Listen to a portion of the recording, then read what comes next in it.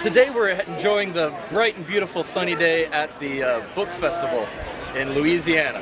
And I am Zeke Elmshade, traveling satyr and storyteller, working with Line by Line Publishing. And I am here to enjoy the beautiful breeze and to see what all these amazing books and storytellers are doing. Today we're at the 16th Annual Louisiana Book Festival presenting the Louisiana Writer Award to Richard Campanella. It's important to know about Louisiana. It's important to be a reader and a thinker. If Louisiana wants to compete in a global economy, which we do, we have to have a culture of literacy, which is the root of everything we do at the State Library. Richard's work is a good example of taking a tough topic, a complicated topic, and breaking it down to where people can understand it and enjoy it.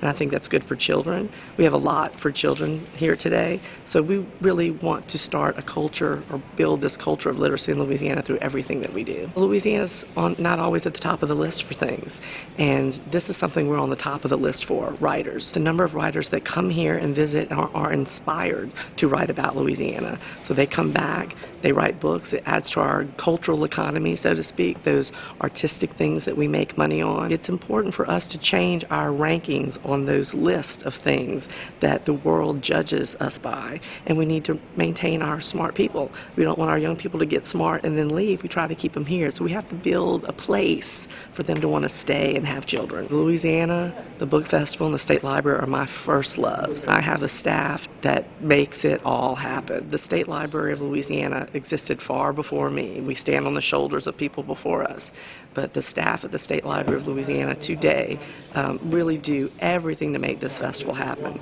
because it means something to all of us. And when we see all the people smiling, from the little tiny babies all the way up, we think, well, we've done a good job. Geographer, historian, professor, and Louisiana transplant Richard Campanella, by presenting him with the 20th Louisiana Writer Award. This award is given annually to recognize outstanding contributions to Louisiana's literary and intellectual life, exemplified by a living writer's body of work. How honored I feel to be selected for the Louisiana Writer Award, for which I express my gratitude to the selection committee, to Susan Larson, who's been such a dedicated advocate for the literary community, to Jim Davis and the Louisiana Center for the Book, and to State Librarian Rebecca Hamilton. I research and write about historical geography, focusing on Louisiana and particularly New Orleans. It's been the topic of almost all of my 11 books and most of my articles, and I try to make it interesting. Honored and humbled by it, and I hope it's a signal that geography can and should be interesting, and it's not just about memorizing capitals. We are such a profoundly geographical state, from the hills and terraces to the rare fluvial delta that we have, and the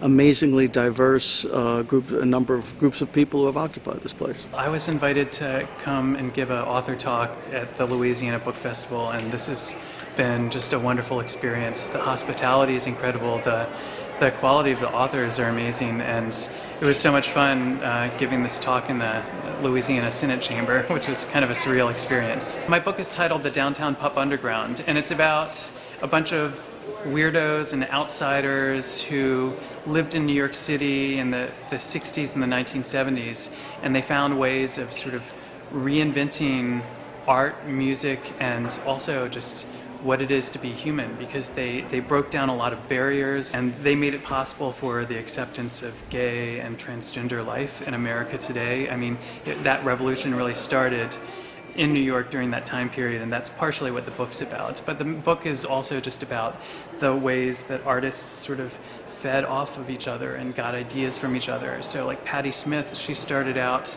before she was a punk rock singer as a poet and also as a theater performer. Reading and book culture is just so important. I have 2 small children, and I think it's just important to find fun ways of like getting families out and getting people and citizens engaged at every kind of level with book reading. I had this idea to write this book 30 years ago when I was 18 years old, and I was just about to enter college, and I just interviewed one of my favorite singers, Lou Reed, who was in one of my favorite bands, the Velvet Underground, and this book for me is just the culmination of like 30 years of thinking and passion, and And my career as an author started like 30 years ago with this book idea at that moment. And so it's so wonderful to be here in Louisiana to share it with you all. Basically, a year and a half before their debut album ever came out, they appeared on Walter Cronkite's CBS Evening News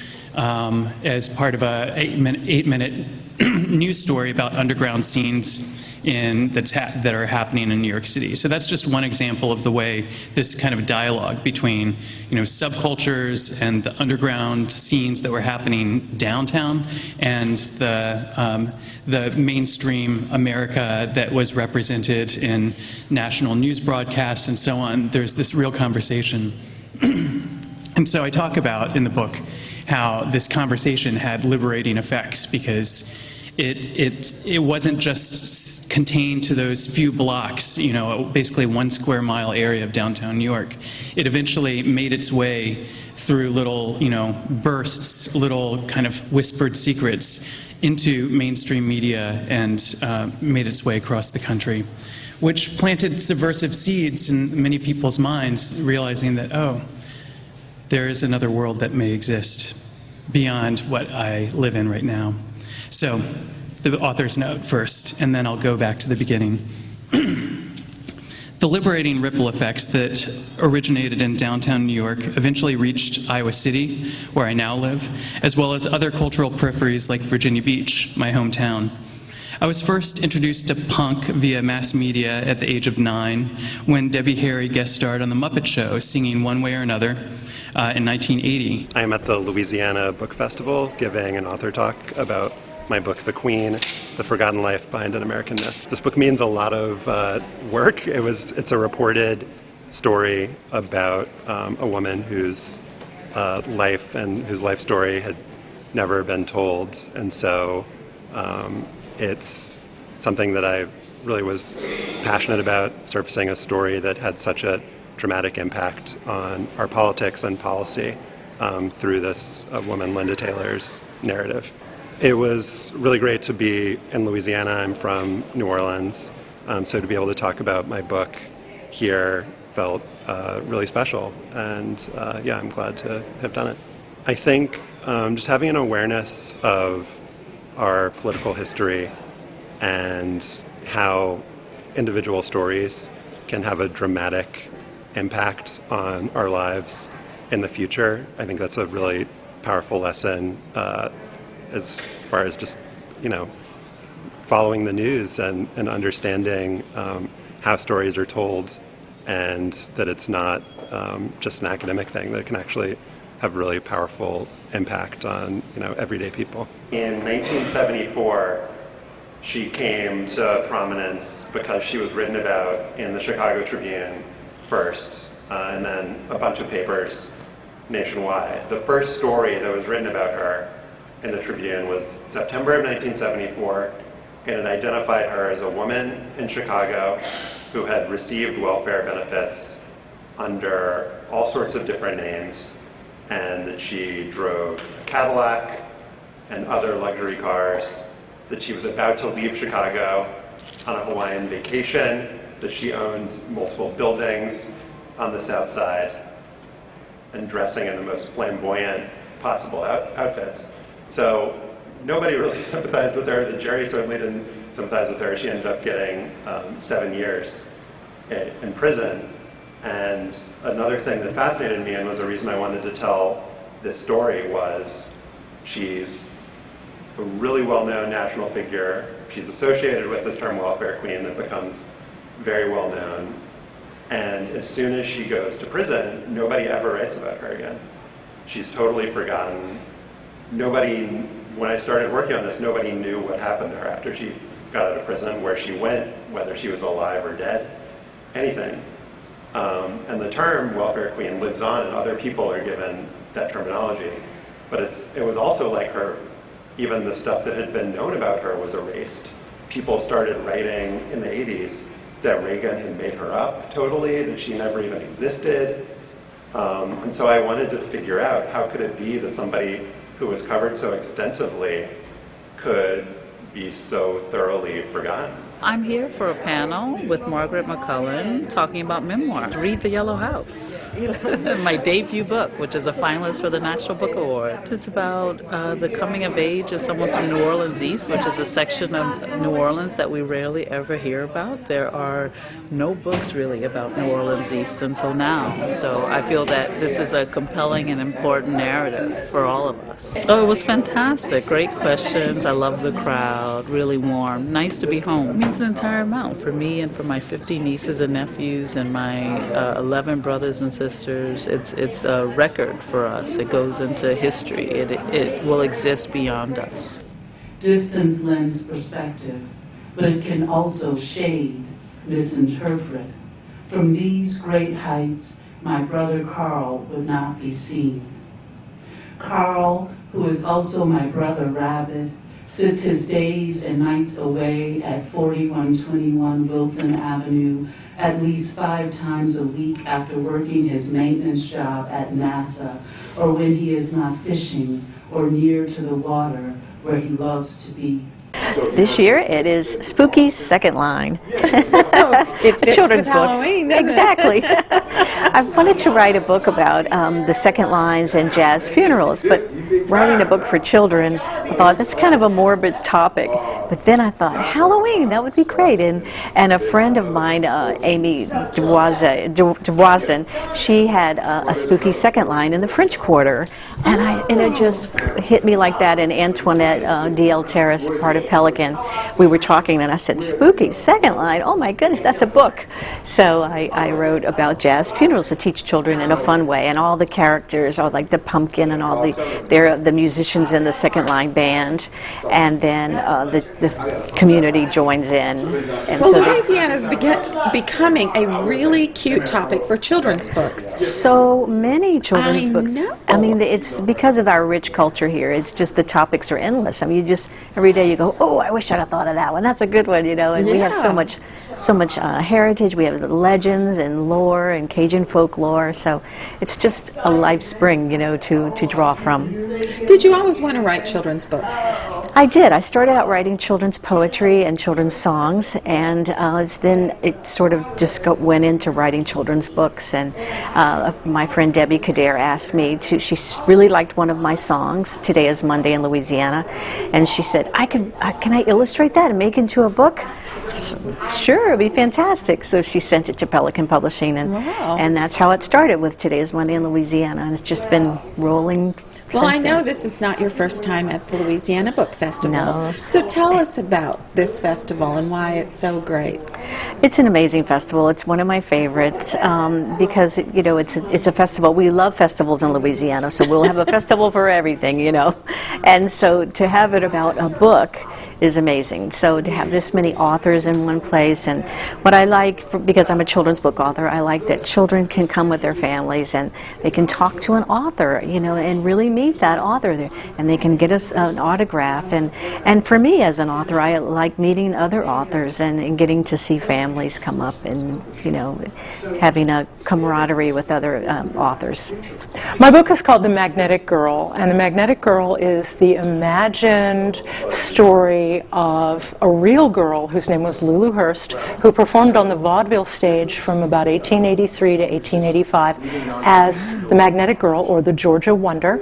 And what Lulu Hurst, the real Lulu Hurst, did, and the Lulu Hurst in my story did, was she performed across the country doing what she called tests of fulcrum and lever, and she became very, very famous working with canes and chairs.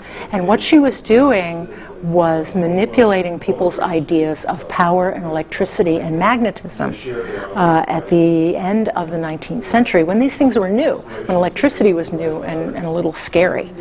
And the real Lulu Hurst was a fantastic figure and an amazing figure, and my interest in her led me to wonder something that wasn't available in the research, which is, why'd you do it and why did you quit?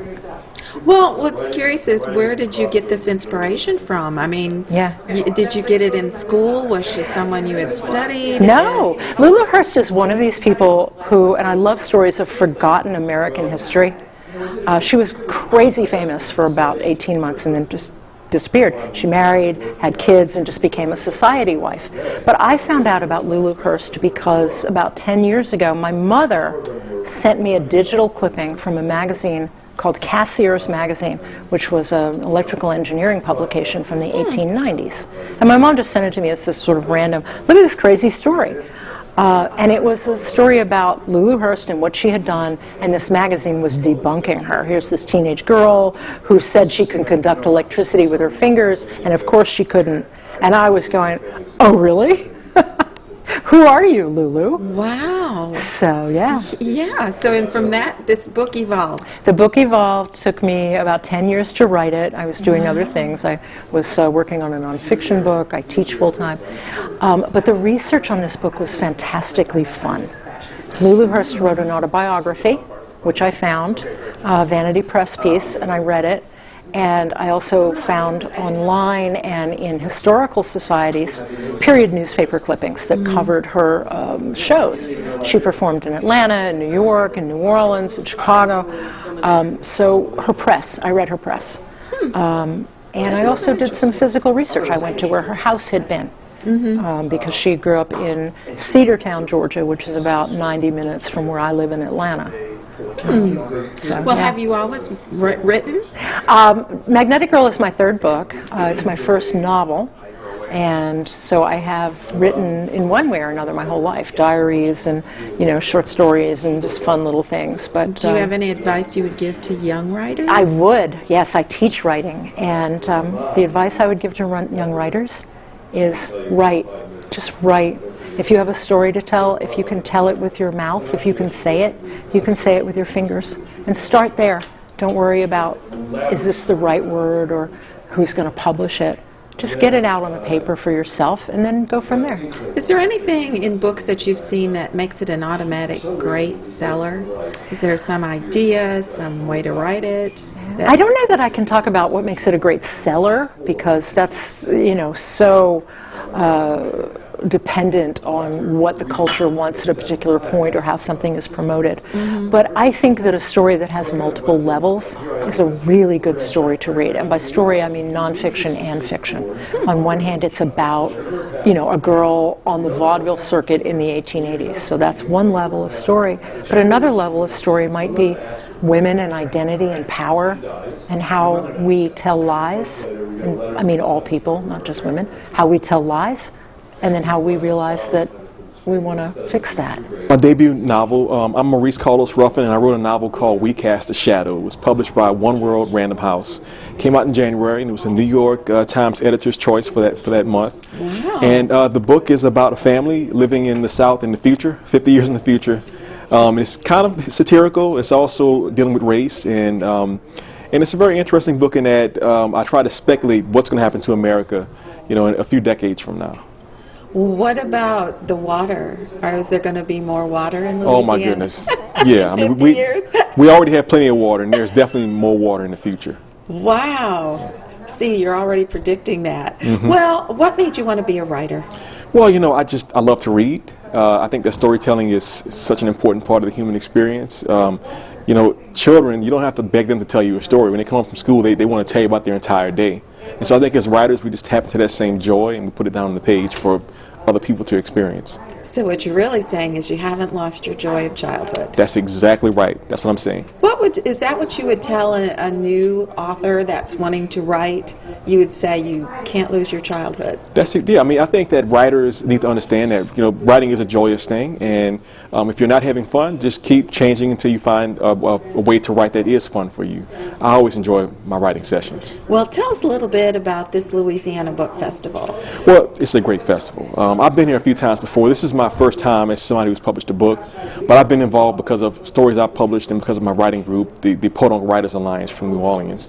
And the festival always has a great turnout, a great mixture of writers, great events, great food, and you always leave feeling like you've learned something and had a good experience. Wow. So I have two books that are actually on the board. My book that sort of represents the festival today is Aging Out, which won the 2019 Teen Reader's Choice Award. Oh. And so, but that's my life story from about 18 until about 2016. So my struggles trying to find my way. So I was a foster kid most of my childhood. And so when I graduated from high school, I just kind of fell apart because I didn't have a support system. Wow. Well, tell us about being a foster child. What did you bring to this book that nobody else can find? So the first thing I tried to do was be completely transparent. So I wanted people to get like the inside view of what it's like being a foster kid. I also wanted for children and adults who read it to understand that you're not by yourself. So a lot of people hesitate to talk about their struggles because they feel like they're on their own. So I did not paint myself as a superhero. I wanted to be transparent so people could connect with the feelings and again, let them know that you're not alone. Well, when you were young and a foster child, did you always think you were going to write a book? No, so I struggled. I mean, I struggled reading, and then I found out the second time I was in college that I was dyslexic. So I grew up my whole life thinking I was dumb. I mean, I really did. And so once I found out I was dyslexic, then it sort of changed my perspective, and never really dreamed of writing a book. I just had an interesting story to tell, and so the writing part came second. So when you started writing, what was your inspiration to get started? So I'd written kind of poems as I was a child growing up, but I remember going to speak at a assembly with kids, and after I spoke at the assembly, a lot of the kids, like 20 or 30 kids, came up and told me that they were foster kids or they had been in foster care.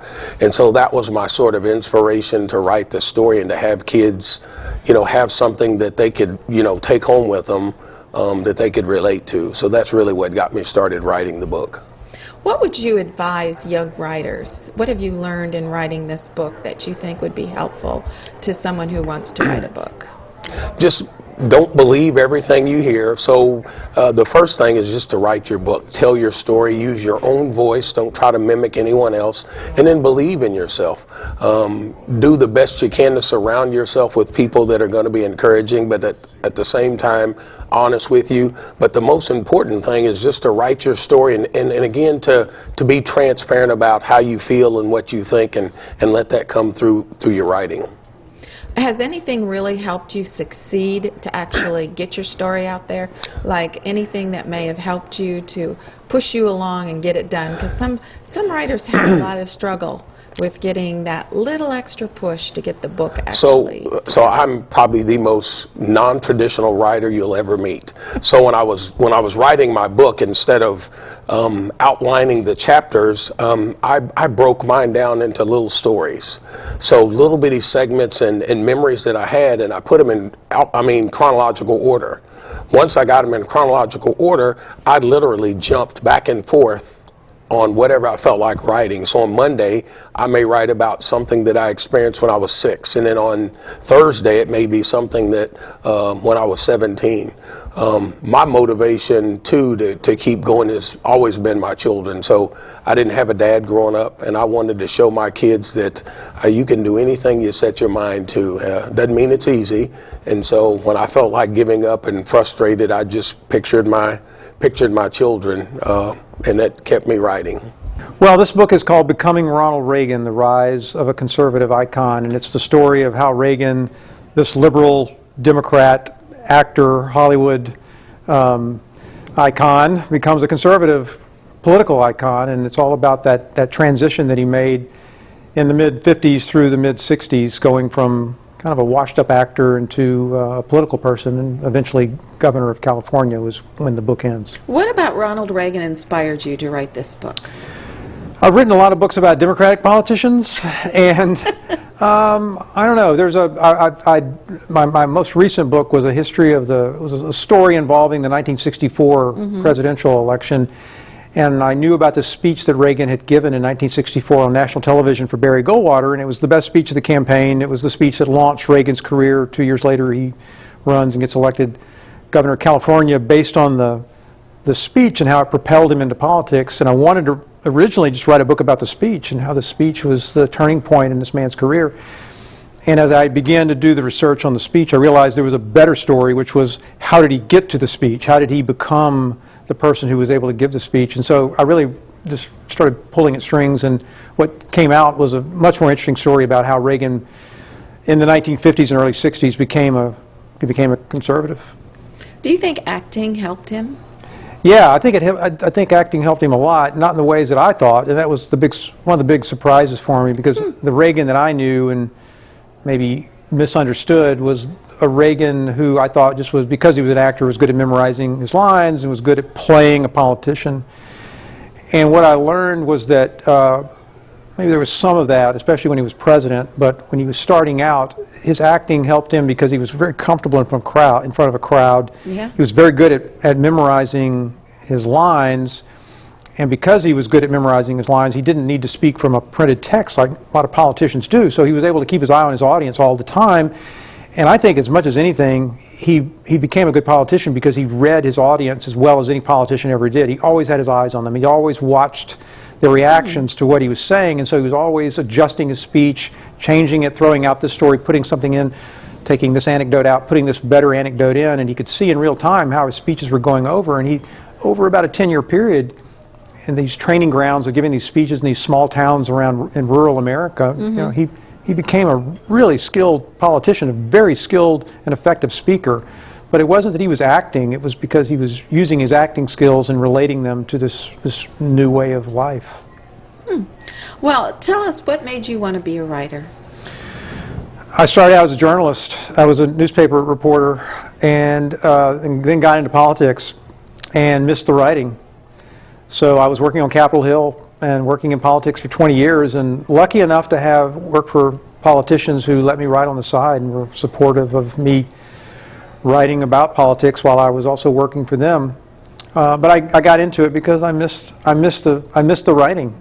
I loved journalism. I loved writing, and I always have loved writing. And so I found a way to do it. I just found a way, even when I wasn't doing that for a living, I found a way to make it my living. Would that be some of the advice you would give to young authors today when they would say, how can I become a writer? Yeah, I tell people, I tell my students, I teach writing now at LSU, and so I tell them you just got to, first of all, you got to read. You can't write, I don't think anybody wants to write unless they also read. It's not, you don't want to create words unless you're a consumer of those words. So I tell them, read good writing, read a lot of different writers, a lot of different styles of writing and genres, and I mean, I love fiction, and I use a lot of techniques of fiction in my history writing. You want to tell a good story, you want to draw people in, you want to borrow those techniques. And the other thing I tell them is just, you've got to just do the work. You've got to sit down and write. Books don't just spontaneously appear on a page. You've got to pound out the words. And so I tell people all the time, if you want to write a book, you've got to be willing to sit down every day for about 100 days and write 1,000 words a day, and that's how you write a book. You just do it one day at a time, 1,000 words, maybe 500 words the next day, but you just keep plugging away, and after a couple hundred days, you've got a book on your hands, or at least you have the first draft. Wow. Tell us, what do you think about the Louisiana Book Festival? Well, I love it. I've been on the board of the book festival since its inception, so I've been doing this for a long time, and supporting the board, been supporting the book festival, been involved in the book festival in all kinds of ways ever since it began, and I think it's one of the best things we've got going in Baton Rouge and Louisiana. It's great for me to come out once a year and see 25,000 people who come down just because they want to read books, just because they want to meet the authors and just celebrate books and writing. I mean, it's a wonderful thing that we've got this here, and that people in this community and in this part of the state support it like they do. The name of my novel is The 14th of September, and it is a woman's story of Vietnam, and that's what makes it distinctive, because all of the vast majority of things that have been written about Vietnam have been by men.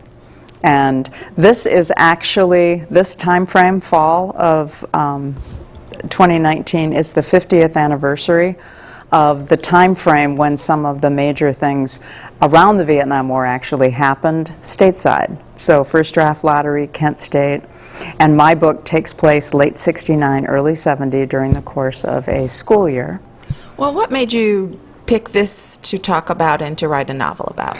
Well, two reasons. One is that I think it It's been an area of history that made a profound impact on the country, and we just haven't spent enough time understanding it. And if we don't understand our history, we learn our, we learn our history from history books and from facts, but we understand it from narrative, and there just hasn't been enough about it because we're embarrassed about the war. It's like somebody in one of my book signings said they called it the Voldemort of wars.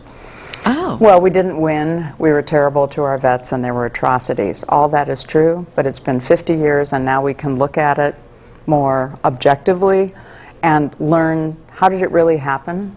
What are the lessons that we can learn? And the point that I'm making here at the Louisiana Festival is that we need to learn from new voices. And women, they're a very important voice. So my book is from the point of view of a 19-year-old female activist on campus, and I'm being paired tomorrow morning with Bev Marshall, who was a military wife during that time. The first book I wrote was The Darkest Time of Night, and my new novel, The Dark Above, is the sequel that has came out this summer. Both tell the story of a family saga when it comes to the unexplained disappearances of people. The first novel, The Darkest Time of Night, begins with the disappearance of a U.S. Senator's grandson. And when no one from the FBI to the National Guard can find the boy, it falls to the wife of the senator, the boy's grandmother, to ultimately understand what's happened, because the disappearance of her grandson eerily reflects the research that she used to do in the late 1960s of people who had vanished.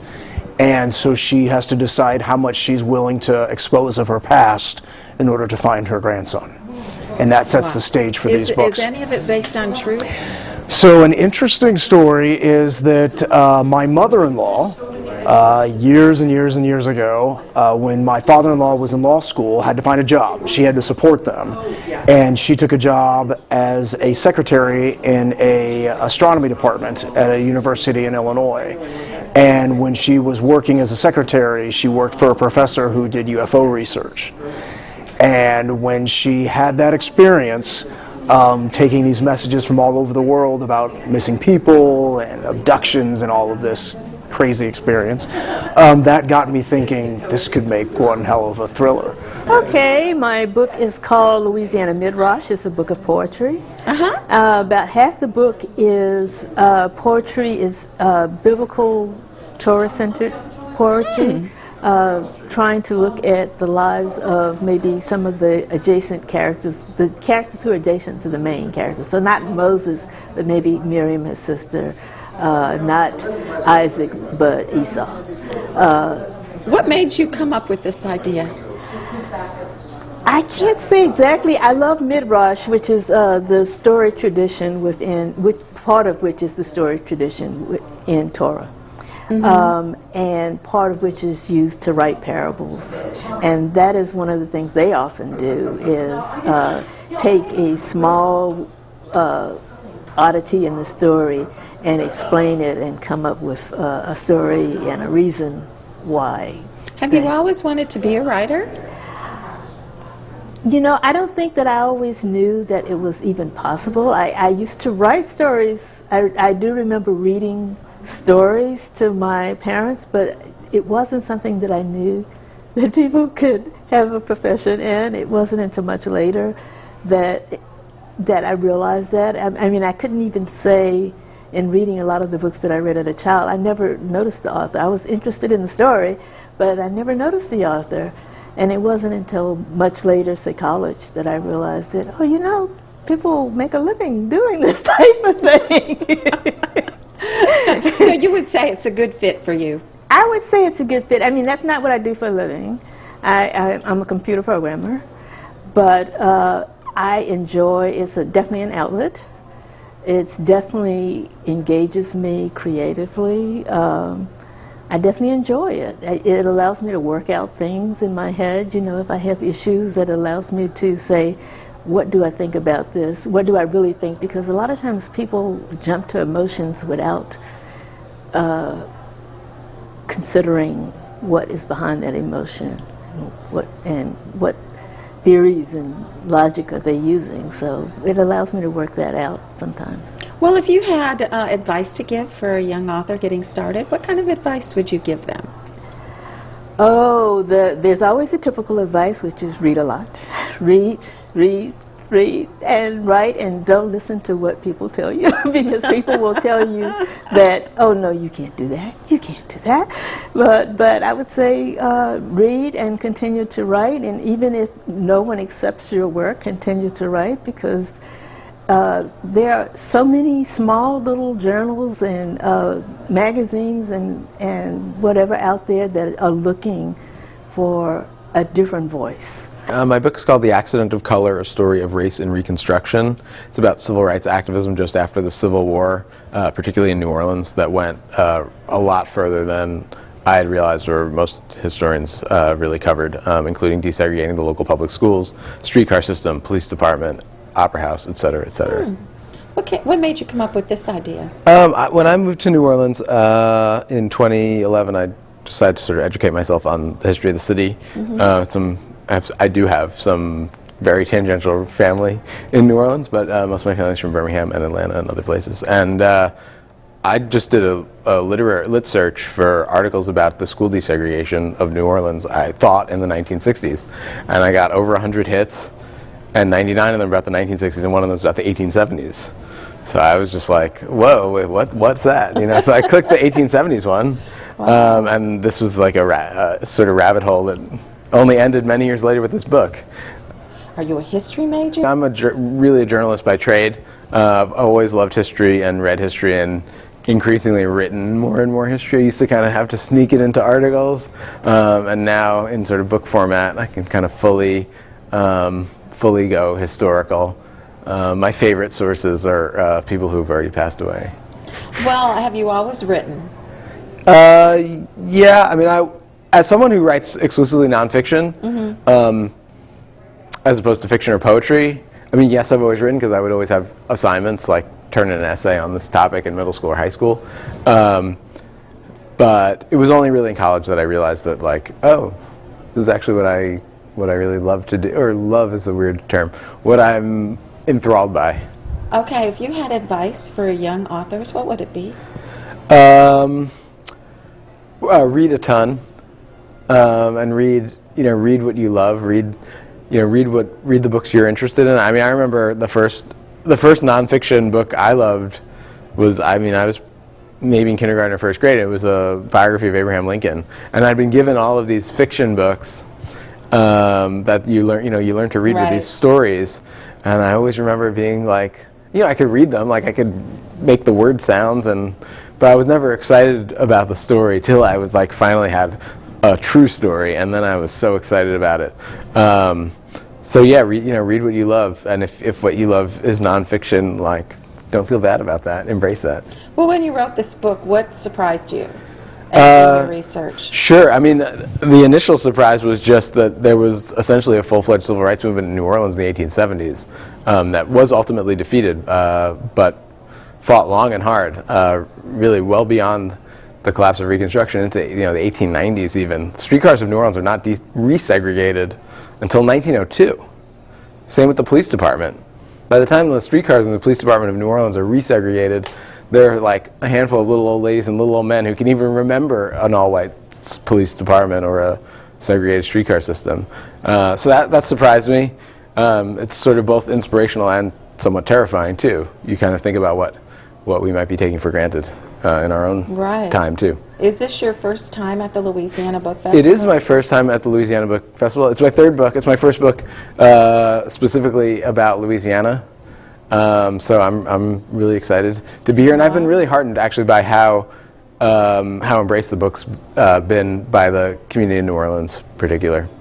Oh, well, I've been doing that for, I guess, quite a few years now. I've published 4 collections of poetry. My 5th is scheduled to be released sometime next year. So keep pretty busy.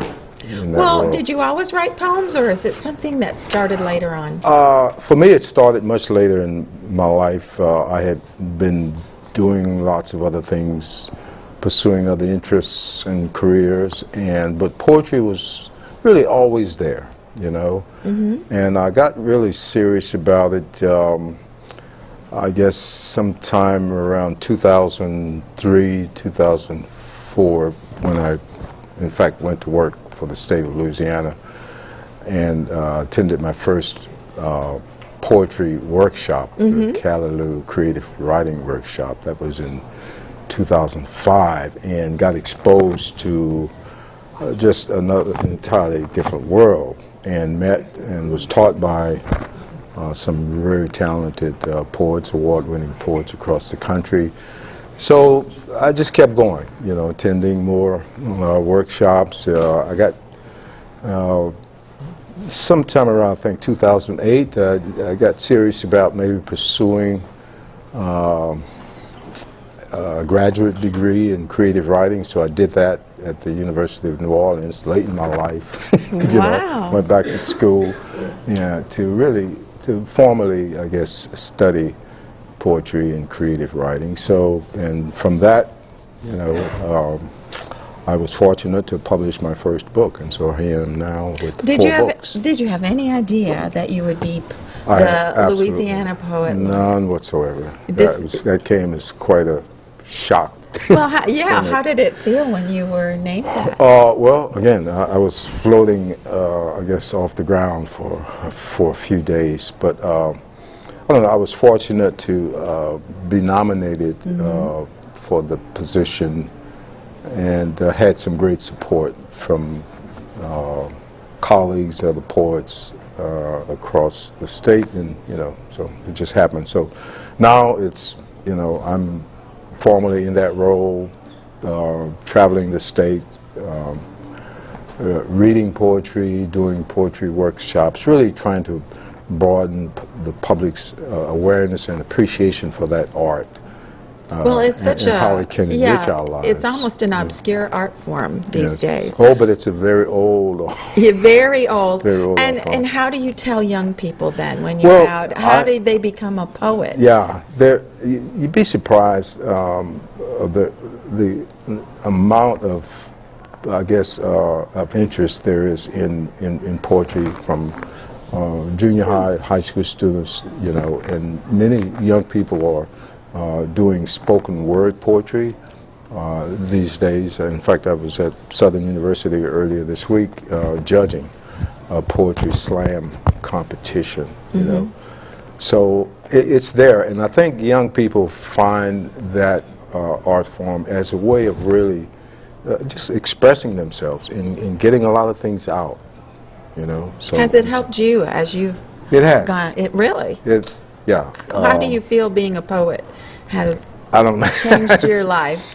That's what I am now, you know. Yeah. I for years I struggled with really trying to understand who that person was, and you know, and why I was doing it, so poetry, I say, found me before I found poetry, because it was tugging, kind of tugging at me. I had always loved literature, loved to read literature, and thought that if I was going to write, it would be more as an essayist, and so I did a lot of that, just kind of dabbling, you know, not even thinking that any of that material would be ever be published, but just it was in me, and I had to get it out. But somewhere along the line, I guess in the late 90s, you know, poetry said, "Hey, here I am," you know. And here you are. Wonderful. Let's start this Well, journey. what do you think about the Louisiana Book Festival? Well, it's a great event.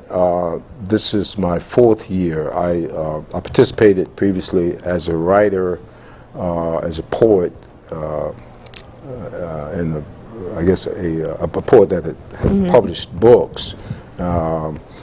And that was a great experience, just being on panels, reading your work and meeting other poets, just interacting with other writers. It's just a great experience. This year, my role has changed a little bit. So I'll be, tomorrow I'll start the day with a conversation with Jack Bedell, the former Poet Laureate, great Poet Laureate, served for 2 years. So Jack and I would start the morning with a conversation, and that'll be followed by 2 panels, poetry panels that I'll moderate with a great lineup of Louisiana poets reading. Sometime in the morning, then there's one in the afternoon. So it's going to be a good day. It sounds like a wonderful day for you. I'm pumped up about All it. right. I'm Well, thank excited. you so much.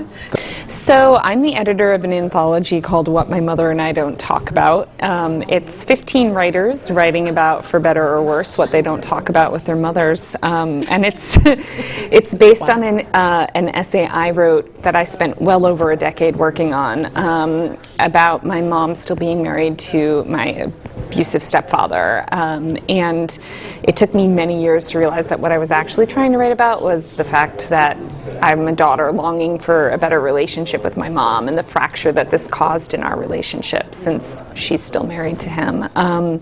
So the book is there, it's very uplifting in certain parts too. It's not just, sad stories. I had a bunch of wonderful writers writing about things that they can't talk about or couldn't talk about with their parents in circumstances where like their mothers are no longer alive. But for me, the important thing behind this book is that breaking the silence is a way to heal. So the subtitle is called 15 Writers Break the Silence. This is a very interesting topic. Yeah. Is it a topic that you had thought about previously? Always. Really? Yeah, I mean, it's kind of this, it's been the story that has kind of been inside me for years now because the complicated relationship I have with my own mom is one of the most painful things in my life. And the opening line of my essay is, our mothers are our first homes. That's why we're always trying to return to them, to have a place where we belong or where we fit. And I feel like I've always been trying to return to my mom somehow. And I've realized that the title of my essay, What My Mother and I Don't Talk About, really struck a nerve with a lot of people. Yeah, I was going to ask you, what has been the response to this book? So many people have told me that it fills a need for them that they haven't seen before, of looking at mothers as multidimensional human beings rather than putting them up on some pedestal. The idea that mothers can be flawed, mothers can be complicated, mothers are human beings too. And so my hope with this book is that it will allow for conversations, even if they're painful, conversations between mothers and children to break these what can be toxic silences. And in one case in this book, one of the writers already really had this incredible moment with her mom where there was healing involved. So she wrote about growing up in an immigrant family with a mentally ill mother, and she wrote about what that was like. And in an immigrant family, of all families, like, it's really not okay to break these kinds of silences. So she sent this essay to her mom before the book came out and was very scared of what her mom would say, and her mom wrote back a beautiful email saying, "I'm so proud of you. This essay is going to help a lot of people." And it's really helped them heal in their relationships, so we included that as a postscript in the book after that essay. So that's just one example of the kind of power that breaking silences can have. Was editing it kind of cathartic for you? Yeah, cathartic, but also I've also needed a lot of therapy this year too. I mean, it is therapeutic to write, but it's still, you have to process a lot of this stuff off the page too. So. What do you think is the best way that you can characterize being an author? What is so great about it? Well, I've wanted to be an author since I was a little kid, making up stories about the lake that I grew up on that was supposedly built over an Indian burial ground. So I was always obsessed with ghost stories and making up stories about those ghosts. So I think the best part about being an author is being able to base your life around storytelling. Stories are what defines our lives, right? We're always trying to make sense of our life through stories. So I was here 4 years ago when I was promoting a book, an anthology of my obituaries called Getting Off at Elysian Fields. This time I'm here because I am an author with Susan Langan-Hennig Danielle Del Sol and Chris Granger of a book by the Preservation Resource Center called Building on the Past, Saving Historic New Orleans. It's a coffee table book just in time for Christmas and Hanukkah and Kwanzaa about not only beautifully restored buildings, but also about ways to restore historic properties if you don't have a boatload of cash. And because of my background in writing obituaries, I was asked to write 7 obituaries of departed buildings, which makes sense because they were, well, most of them were gone before there was a preservation movement in New Orleans, and then 2 just fell. One was a Katrina casualty, the other was a casualty of greed, the Rivergate, and it's been an interesting journey. The research is fascinating, and the thing, I think buildings, like people, have a personality, have personalities. I have the advantage of knowing some of these buildings that have been razed, the old St. Charles Hotel, the old Main Library, and I remember them, and people need to appreciate what we've lost and also the importance of keeping what we have. Not clinging to every structure, but holding on to the historically and architecturally valid buildings so that we shouldn't lose them. It's tough because New Orleans is not a rich city, but the Preservation Resource Center has shown how preservation can be achieved with a bunch of good members who will donate money, plus the ability to attract grants, all sorts of grants, to help make buildings viable. I mean, Anne Masson, who lives in the French Quarter, she and her husband, Frank Masson, an architect, bought a house that had been built 2 years after the Louisiana Purchase. And they brought that sucker back, and it is gorgeous. It's in our book. And then the Wedding Cake House on St. Charles Avenue needed a lot of work done. And that's in the book. That family poured a lot of money into that. And then Treme, which is the oldest African-American community in the United States, there's a wonderful couple, Adolph and Nadja Bynum, who are restoring Treme house by house by house. They care. They also know good investments when they see them. Adolph and Nadja are a wonderful couple. I mean, all you need to know about them is this. When they were recording, their dates were at Home Depot. Yeah, it was kind of like flip or flop, huh? Pretty much. And so they are passionate about saving buildings and restoring them and putting them back into commerce. And that's what the PRC is doing. It's not, this book, if it proves nothing else, it will show that it is not just an organization of women with white gloves who live in the Garden District. There are people all over the city who are doing this work because they care about the heritage and the culture and the architecture. What is the name of the book again? Building on the Past, Saving Historic New Orleans. It is gorgeous. It is a coffee table book, and the Preservation Resource Center is publishing it, and proceeds from the sales of this book will underwrite future publications. So that's an extra incentive for us to get out there and just hustle the daylights out of this book. I actually came here to volunteer. My college professor, she volunteers every year. She was like, we'll give you 5 extra bonus points for your next assignment if you come and volunteer. So it was a great opportunity to come to a thing that I used to come to as a kid and also get 5 bonus points. I used to come when I was, I think it was 5 to 8 with my grandfather. He used to take my brother and I love reading.